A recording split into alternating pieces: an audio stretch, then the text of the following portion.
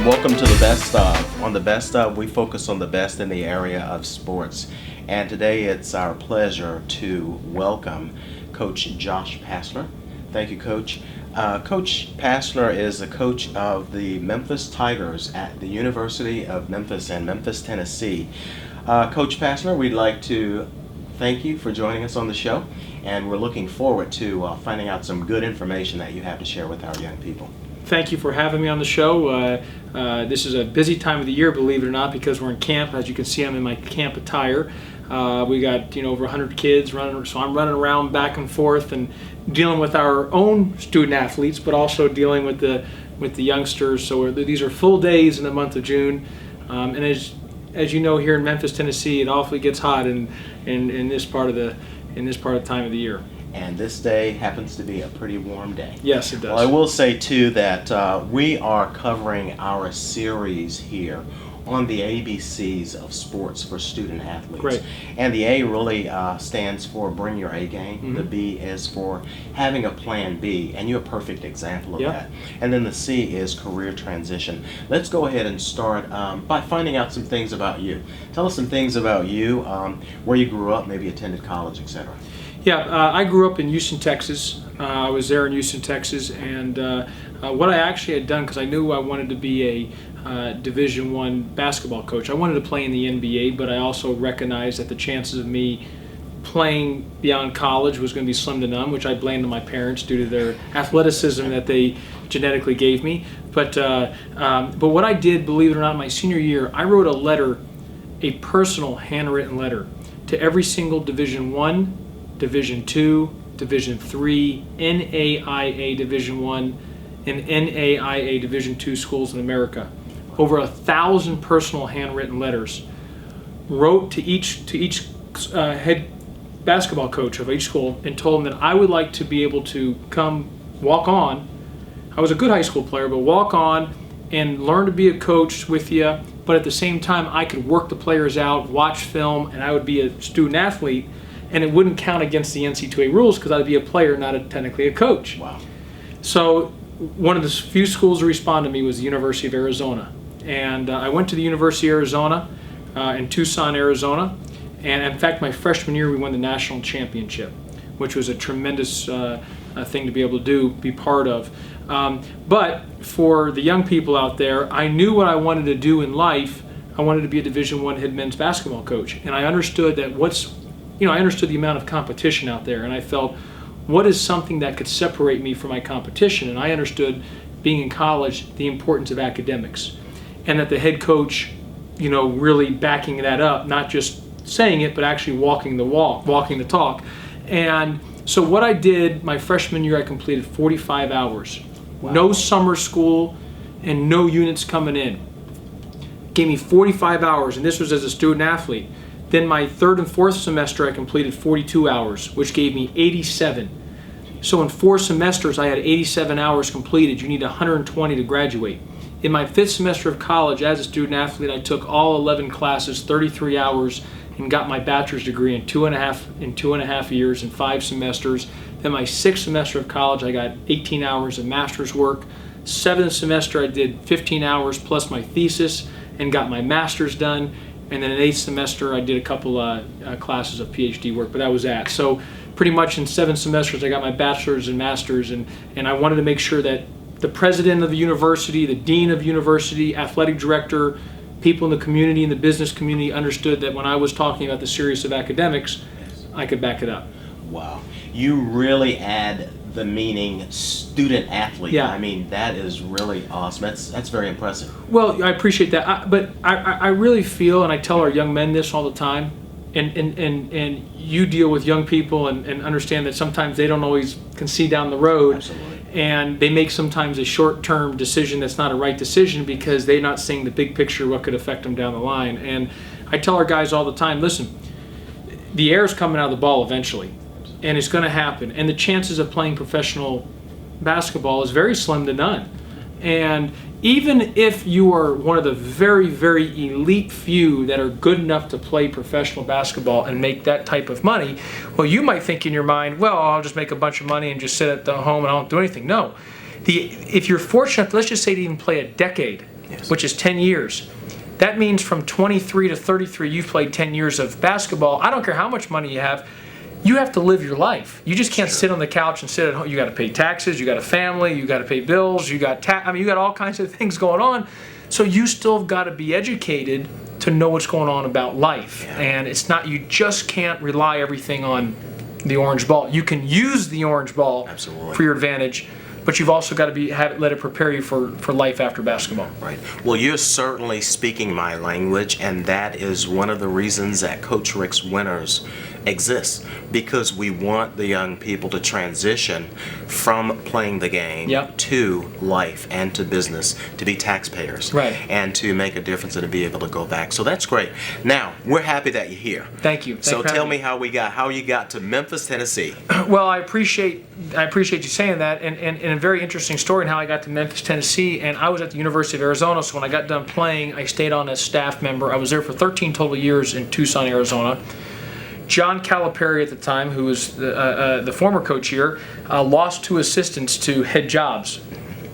He called me out of the blue and offered me a job, and this is just after the national championship game. And I came here. He offered me a job. I came here. And I was here with him for a year. Then he went to Kentucky, Yes. and I was the last man standing because nobody wanted the job to follow him. Everybody said no, and I happened to be about 200th on the list. Yeah. And but I wasn't going to turn it down when it came to my turn. And so, kind of the thing is, expect the unexpected. When opportunity knocks, and I tell our guys this all the time, you never know when that window's going to just slightly open or the crack's going to open. You've got to be ready for that, because you're asking for an opportunity. Boom, here's an opportunity. Because in life, it doesn't say, well, hey, in 2 weeks you're going to get an opportunity, or next week you're going to get an opportunity. Just like you and I meeting, Yes. it was at a Rotary. We met, we talked, we communicated. So you just never know. And so, but my thing is, I tell our guys, you got to be prepared. And sometimes you're told no awfully a lot, Absolutely. but the no might be a great thing for you later on in life, because you get a better opportunity if you continue to do the right thing. Right. Living life in the principled way with the right values, and things usually work itself out. And the piece on saying no, or at least hearing no, that really builds those muscles Absolutely. for you to just really blast through and continue to move forward.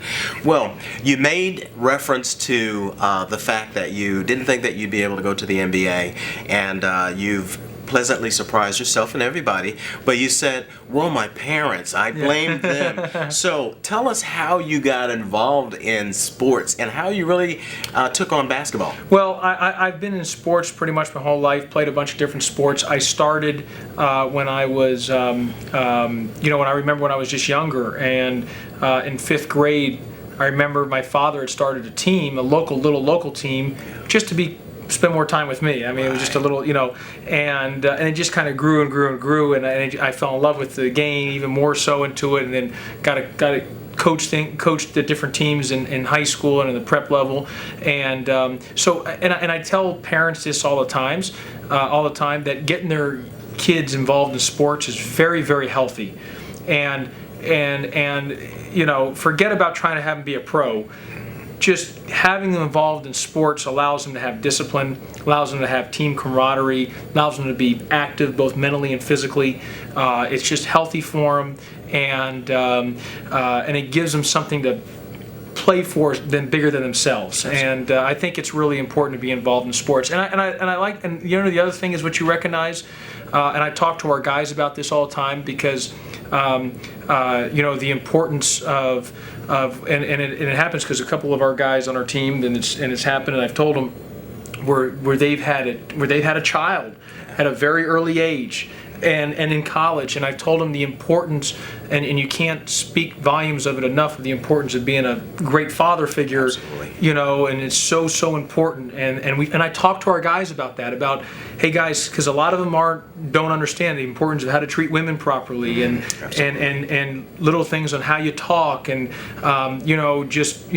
if you have a child, that child's looking at you at everything you're doing and how you treat the mother, and all that. So being respectful to other human beings is very important, and And as much as I want to win every single game, I'm as competitive as there is, I also think it's a higher calling. And what I love about coaching is you have a chance to make a difference in some young people's lives. And again, I don't try to step in and say I'm their father or I'm a but just that I try to set the right example and allow them to give them some information to hopefully help them later on in life. Well, you've said a mouthful, and as I was listening to you, you really spelled out RIX, R-I-X. And some people say, well, what is that? And it actually represents respect, integrity, and excellence. And so I think it's really great to weave that into daily play because they're going to have a life afterwards. Absolutely. Now, and can I just say one thing? Absolutely. I love the word you used, those 3 words, but especially the second letter of RIX, integrity. And I tell our guys this all the time, and I actually tell our staff this, that if somebody wants to do something the wrong way, or if somebody wants to cheat or bend it, the number one thing that's the most attractive thing to human beings is honesty. Absolutely. And when you're honest, even though they might not want to hear it, or the person on the other end is looking for a quick fix or a shortcut, they end up usually coming back to you because they value honesty. People deep down inside always value honesty. And I always say this: when you're honest with integrity, the softest pillow you can sleep on is your conscience. Clear conscience, and the less and when you start trying to cut corners, you got to remember more crud and try to keep the stories going. So that's why being straight, being honest on everything, and just being truthful is the way to go. So I love those words you used, and I especially love the word integrity. Thank you. And the thing about honesty is, as my wife and I say when we're presenting, when you tell the truth, you never have to worry about what you said. There you go. Because it's always going to be the same. There you go. Okay, now, 2-part question. One's going to be like real simple. It's a ringer. And the other one, I don't know if it's safe to ask you. Okay. But favorite teams. Of course, we know who your favorite college team is. Right. But is it safe to ask you who your favorite pro team is? You know what? I really root for the Grizzlies. I love the Grizzlies. Really root for them hard. I love basketball. I love the NBA, and obviously having them the hometown team here, in the NBA, you root for the Grizzlies hard. Awesome. Who is your hero? Who is your team, the player that you looked up to when you were growing up? You know what? I got 2 people on that. One, I loved Magic Johnson growing up. Loved Magic Johnson. But it's another athlete that I look as in heroic status is Pat Tillman. Pat Tillman was an NFL player for the Arizona Cardinals. And he had just signed a multi-million-dollar contract, but it was after 9/11. He gave that up and enlisted into the Army and as a Ranger, and he ended up dying in Afghanistan. Friendly fire. Yes, friendly fire. But he left the cushion world of athletics, for something greater than himself, and so I think that's a lot to be able to do. And it's not just him. I mean, all men and women who have served or currently serving in any capacity. But I just thought that's give up what he gave up to be able to do that's pretty special. Wow, that's pretty. To put it in the terms that we used to say some time ago, that's very deep. So yeah, great. Ladies and gentlemen, we're talking with Coach Josh Pastner on Coach RIX Winners, and we are talking about ABCs of student athletes. And I can actually be reached at 901-870-7492. We can also be reached on Facebook, and so we'd invite any of you guys. And I want to say this: I'm going to have you talk to the team, because I think it's very good that it's an important part for our young men to hear you speak as a great guy who's in the community, successful business leader that can talk to our guys about life after basketball from another voice in the community that can tell them about the importance of that. So anyone out there have an opportunity to call them, it's a smart thing to do. Great. Well, thank you very much. And we've had someone to say, is this really your profession, or is this really your mission and or ministry in life? It's all of that, because these young people are very important to us. For the future. Yeah. And I've been fortunate enough to give a presentation as far away as Soweto, South Africa. Wow. And I was able to go back to a gentleman who spoke to our class when I was in the 8th grade. And I said to him, thanks in part to you that a portion of your voice has gone as far away Soweto, South Africa. So that great. I appreciate that, and I look forward to really helping to make not just a difference in the lives of your young men, but a positive difference in the lives of your men. Now, tell us a bit more about your coaching career and where you are now with the head coaching job. Very interesting question and a good question. I've been head coach for 6 years, and when I got the head job, there is no manual to become the head coach. The amount of responsibility and what you're held accountable for, and you're held accountable for every action that your young men make on and off the floor, and you're not with them 24/7. Do the best you can to educate them, but there's a lot of responsibility and accountability you're held to. But I love it. I love my job. I love what I do, and and 6 years is great. We've had a great run, and I hope to have another 26. But I also recognize that in the profession, people can get tired of you too. A lot of it's you're judged a lot on the scoreboard, and fans' expectations and or standards, which here at Memphis is at the ultimate high, and I never want that to be changed. If you have one off year, they're ready to get on you and get you out of town. So you appreciate that, but you also know that you got to be really good every year. And we didn't go to the tournament this past year, so I recognize that's we were young, but that's not acceptable for us, and we're going to get back to the tournament this year. But I know where the fans are and how they want it, and I know what the emotional investment is for them, and I think that is something that's what makes this program so great, and that's what makes athletics just an interesting dynamic with how everything goes in this day and age.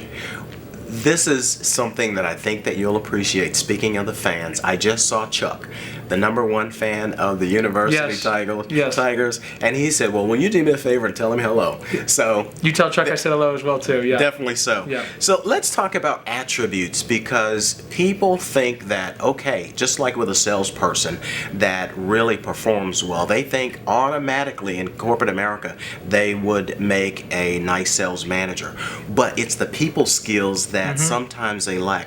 Tell me about 2 or 3 attributes that you look for in an athlete as well as someone on your support team. Yeah, another really good question. I think the thing that I look for, and I've really studied this, especially for our student athletes who are recruiting, and of course you got to have talent. You got to have talent, but one, I want guys who've been around winning. If you've been around winning, you understand what it takes to win. You understand the discipline, the dedication, the agony of defeat and the thrill of victory, and the agony of defeat, that pain. You don't want that, so you're going to do whatever it takes within the rules to just work so hard to allow yourself to be, not have that agony of defeat, to go the extra mile to have the thrill of victory. I think that's important, one. I think another thing that I look for is having a motor, high energy people, real positive. I don't do good with negative energy. I tell our guys this all the time. When you complain, I said it's like when you complain, you have to put 5 people out there. It's like when you're sick and you throw up. Yeah, you might feel a little better, but the 5 people around you are now just disgusted. They're like, whoa, they don't feel good. It's the same thing when you make complaints or you're negative. No one feels good around you when you do that. So you might feel better by saying it out loud, but no one around you feels better. So I don't want to be around complaining. I don't want to be around entitlement. I believe guys or young people or people who have a sense of appreciation, not entitlement. And I always believe this, and it's not, and this isn't a perfect thing because people make mistakes along the way, but I think pure intentions where good people usually find a way to get it done. Character usually wins. Absolutely. And that doesn't mean somebody could have made a mistake in life but they've learned from it and they don't want to make the same mistake. I think when you see someone continue to make repeatedly the same mistake over and over and over, and they haven't learned from some of their past things, well, maybe they don't have the character that you're looking for. But I've taken some guys who are second or third chance young men and who've been very good for me, and I love them dearly, but I saw in them that they wanted to do right, that they knew they messed up early in their life and they wanted to correct and make the course correction to do right, to do better. But I always believe that character usually prevails, and when you have good character and want to do it the right way, usually things go your way in the long run. That is awesome. It's interesting, I just left a meeting and someone mentioned that Pat Summitt said, I can help you, but you've got to start your own motor. And you just said that basically you've got to start the motor.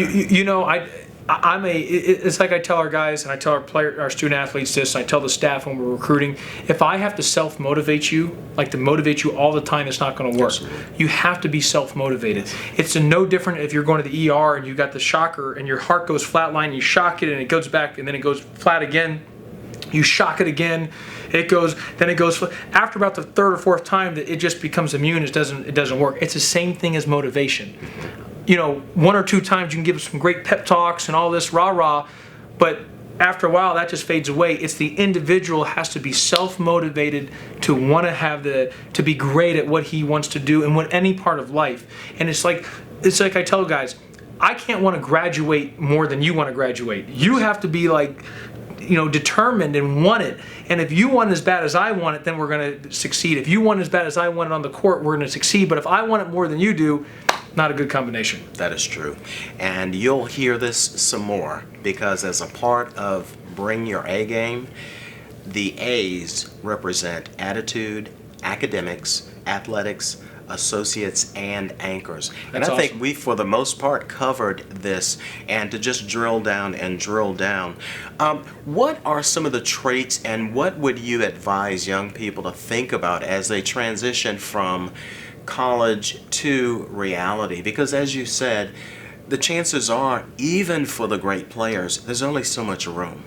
Only very, very limited spots, even for the great ones. I tell our guys this all the time. Use the game to your advantage, number one, meaning meet the people that we meet, have opportunities to meet people in the community. Like, they should never not have an opportunity to meet you, because you never know where down the line where they can call on you and say, hey, can you give me a recommendation, or are you aware of anybody that's looking for a good position of a job, and so take advantage of an opportunity in front of you that you've been given and blessed with, utilizing the game of basketball. You're on TV, you're in the media, and I tell our guys this all the time, 99.9% of people don't know who you really are, but they see what you are and they form an opinion via the media, via what they see on the court. So if you come with bad body language, or your attitude, or you have, you use, bad derogatory language, people's perception are going to form of you of that's who they think you are. And then when you go to them a couple of years later and maybe ask for a favor, or you're looking for a job, or you want to partner up something in a business idea, they're not going to have a favorable opinion of you because of how you acted. So I said, everything you do, your brand is your name. Absolutely. Your brand is your name, and how you act and how you treat people, all those things matter. And those things are important to me. And like, I don't use any demeaning language in practice. I don't allow curse words in practice. That doesn't mean that's the right way to coach or guarantees any victories. But like, it's just like I make our team run. If a person's in the building, especially a woman or a child, and there's a curse word, I make our whole team run. And that's important. I want our practices to be G-rated, Respect. where people can come in and sit and watch. It can be the littlest of little kids, and your wife could come watch, and there wouldn't be any bad language. But I think a lot of times in sports, the culture is it's cool or it's okay, and what happens is you can't turn it off. And then you get into a public setting and they use the wrong language at the wrong time to the wrong person, and it's just not good. So I think it's an everyday way of how you live your life, translating what you do even outside of basketball. The more we talk, and I realize our time is limited, but the more we talk, the more I'm wondering if you're on our Saturday Coach RIX calls, or if you've been looking at our CoachRIX.org website. I've looked at it. I think it's great. I think it's great. Yes, I think I think you're on top of what you're doing, and you're sharp, and I think you're a great role model for a lot of young people who understand about there's life outside of basketball, and that you can be very successful in the community and be really good to people. And so I think getting your message out to as many people as you can is a great thing. Well, thank you very much. And I know that just when we got warmed up, that it would be time to start scaling back. Yeah. Some things that I do want the young people to hear, and the parents especially, because you have your set of challenges, I'm sure, Absolutely. with the players, but boy, do we ever have our set of challenges with the parents. So what advice would you give first to the parents, because I want to make sure that they hear us loud and clear. I think it's so important for parents, and I talked in this, and I tell one, you got to love your kid. You got to love your kid so hard, but loving him so hard means don't enable them. Yes. Don't enable them. Don't come to their rescue when the coach gets on them or a teacher gets on them, or don't enable them. I think those things are very, very important. And I tell our parents all the time, and even with our team, you love them, but you can't enable them. So when Johnny Joe is mad because I held him accountable for not going to study hall, and he goes to you and calls you at night and says, "Coach is being mean to me. Coach is," you can't then give him a shoulder or a crutch. You got to say, "Johnny, whatever coach says, I back coach. I love you, son, but I'm going to back coach." And I think that's important, that we've got to back. Parents have to back authority, and we can't give our children a crutch or a shoulder to lean on for an excuse when something hasn't been done right, because that's not how life works. Right. And because in the real world, like when you're talking about reality, if you're supposed to be in at 8 a.m. and you're there at 8:05, the boss could fire you. That's how it is. So it's more about the preparation. I think that's a key thing for the parents. Okay, and then what message would you leave for the athletes? Just a short word of wisdom. You know what? I think the thing for the athletes is don't take advantage. Don't waste your opportunity that's in front of you.